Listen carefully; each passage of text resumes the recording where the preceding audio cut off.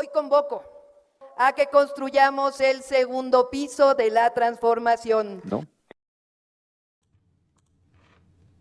Amigos, bienvenidos a una nueva transmisión más a este su canal en el segundo piso. Servidor Irving Rodríguez, transmitiéndoles desde el día de hoy. Seguimos en este jueves 31 de octubre del 2024.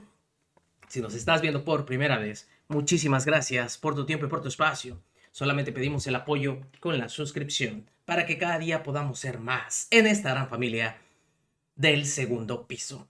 Señores, esto que está ocurriendo el día de hoy y de lo que presentó este ministro Alcántara Carranca, pues ha sido el tema durante estos días subsecuentes. Y obviamente va a ser tema hasta el próximo martes 5 de noviembre que llegue a la discusión y veamos el sentido del voto que van a emitir estos 11 ministros.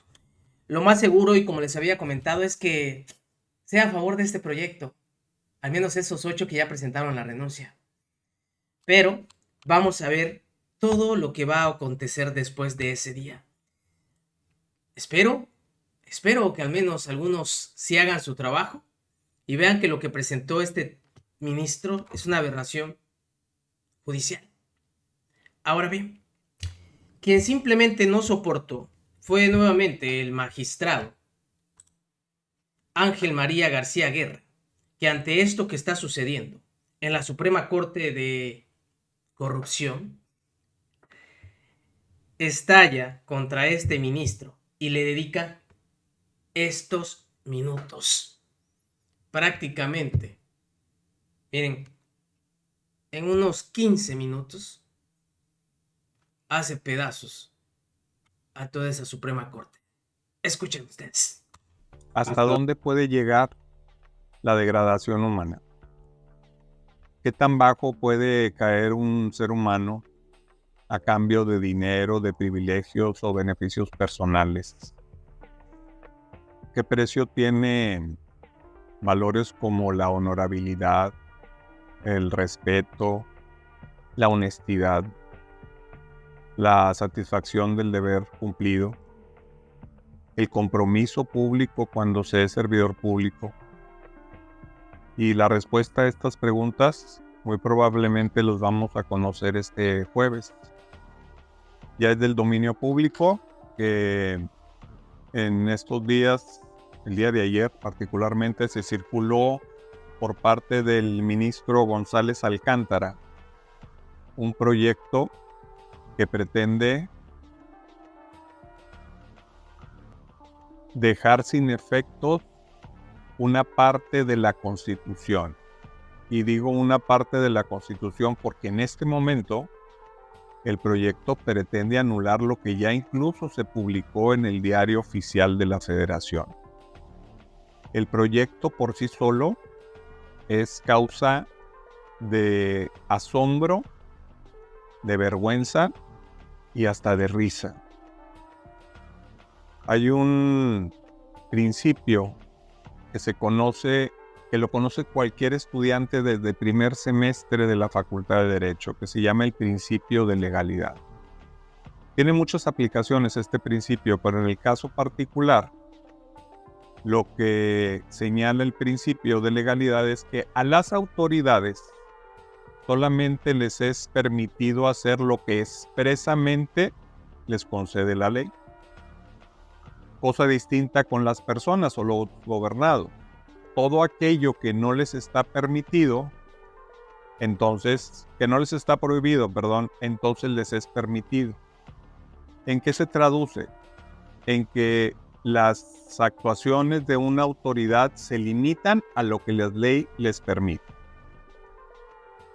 Y hay que decirlo también, por años, desde 1917 que existe la Constitución actual, se le han hecho muchísimas reformas.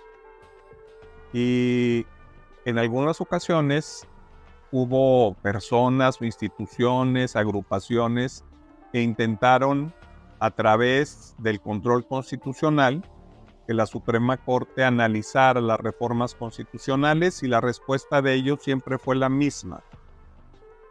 No es posible que la Suprema Corte de Justicia revise las reformas a la Constitución. Primero, porque es una facultad exclusiva del Congreso de la Unión, así lo señala el artículo 135. Segunda, porque la Ley de Amparo, en su artículo 61, expresamente establece que el juicio de amparo es improcedente contra adiciones o reformas a la Constitución. Y aquí habría que agregarle criterios de la propia Corte en tiempos pasados, donde se han pronunciado en el sentido de que no tienen facultades para analizar las reformas constitucionales. Y eso es real. No tienen facultades y por lo tanto no pueden revisar la constitucionalidad de una reforma constitucional. Caeríamos en el absurdo de que la Suprema Corte diga que la Constitución es inconstitucional. Un absurdo de esa magnitud. Pero con todo y eso, en el proyecto que se circuló, sin el más mínimo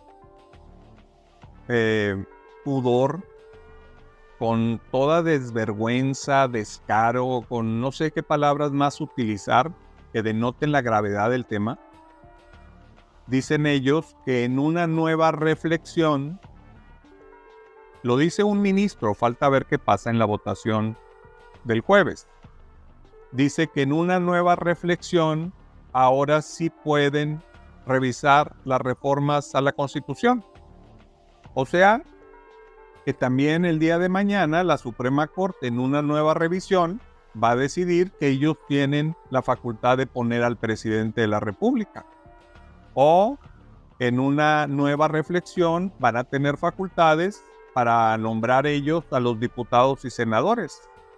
O en una nueva reflexión van a poner ellos a los gobernadores, a los alcaldes, a los diputados locales.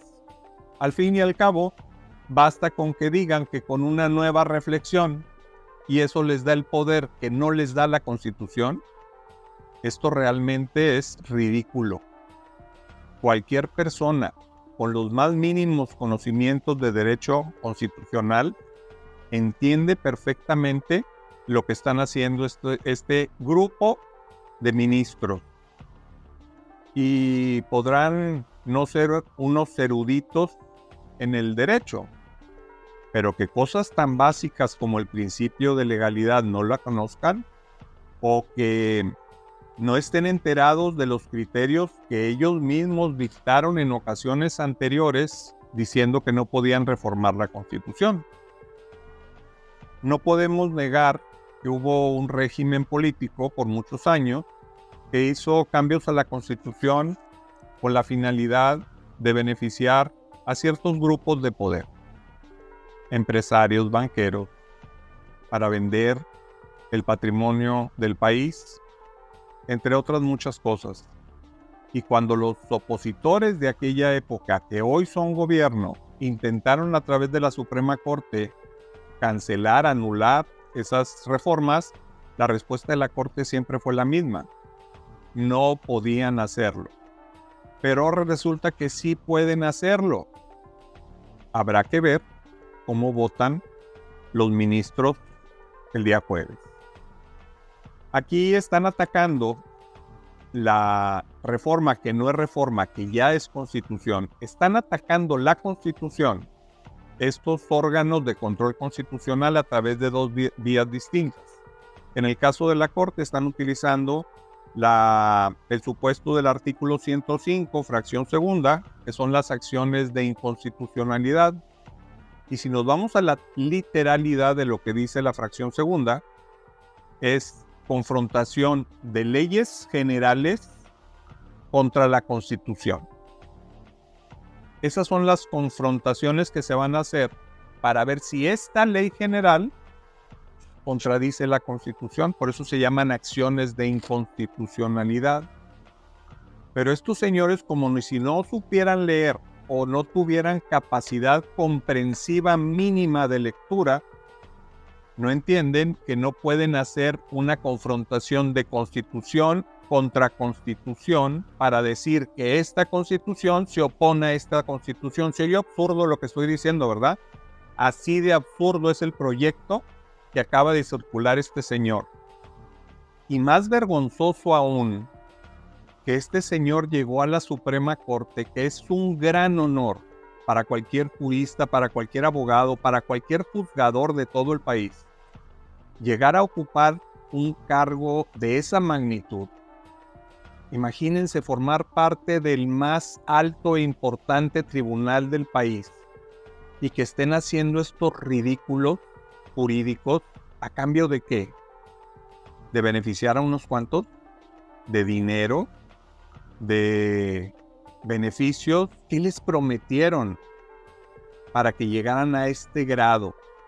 A este grado de poner en venta sus valores, sus principios, porque yo no creo que no entiendan lo que están haciendo. Sí lo entienden y a sabiendas lo hacen. Y este señor en particular, que llegó a la Suprema Corte impulsado por un presidente que venía de un movimiento social que planteaba desde siempre un sistema de gobierno distinto.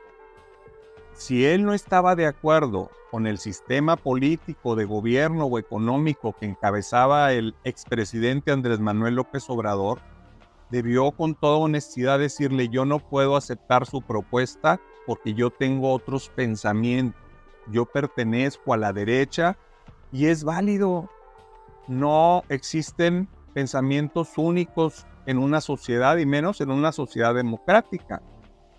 Sin embargo, cayó, aceptó ser propuesto, llegó ahí a ese órgano tan importante como es la Suprema Corte, igual que otra ministra que también llegó propuesta por la Cuarta Transformación a través del presidente Andrés Manuel, pero en cuanto se acomodaron en sus lugares, le dieron la espalda no al presidente de México, le dieron la espalda a las mexicanas y a los mexicanos que apoyaron ese proyecto de transformación para tener un país distinto en el que se pone como prioridad al pueblo, que no es ninguna idea descabellada.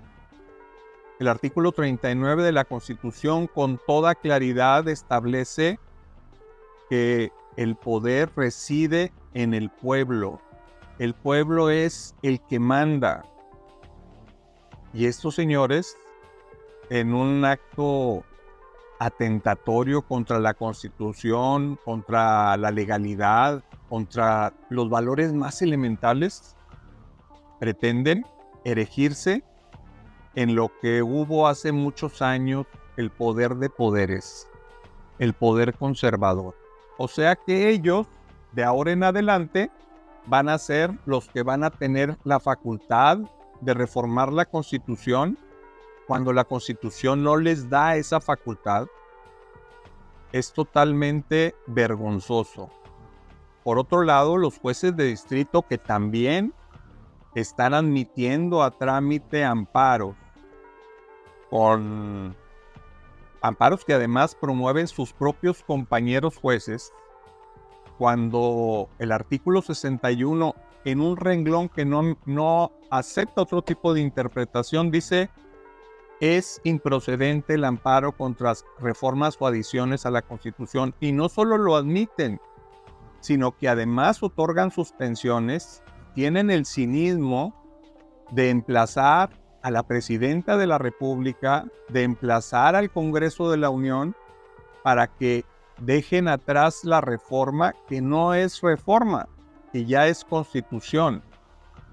Ese es el grado y el nivel de soberbia, de cinismo que tienen muchos de quienes imparten justicia en el Poder Judicial de la Federación. Y eso que está pasando justifica la razón por la cual los mexicanos, de manera histórica, fueron a depositar su voto por un proyecto que tenía como principal propuesta el Plan C, que todos conocíamos en qué consistía y que básicamente o el principal de los postulados de este plan C era precisamente la reforma al Poder Judicial.